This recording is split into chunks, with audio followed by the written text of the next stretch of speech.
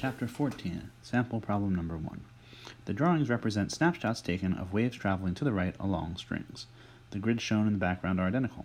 All the waves have the same frequency, but their amplitudes and wavelengths vary. So this will be important.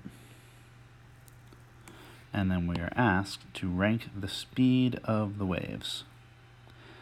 So we will come back and say, well, in general, wave speed is lambda over t, which is the same as lambda f, which is our usual thing to do.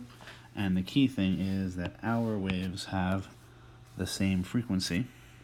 So the ranking of v is going to be the same as the ranking of lambda. So most likely figure out which ones have the long wavelength and so on.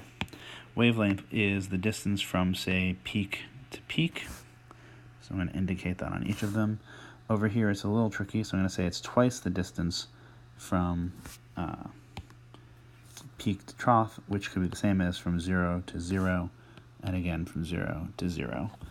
So we can see that in terms of wavelengths, that C and D have the same wavelength, and they are definitely longer than A, which is definitely longer than B. And now V is in the same order. V is in the same rank as lambda because of them having the same frequency. So we have it as also C equals D, which is more than A, which is more than B.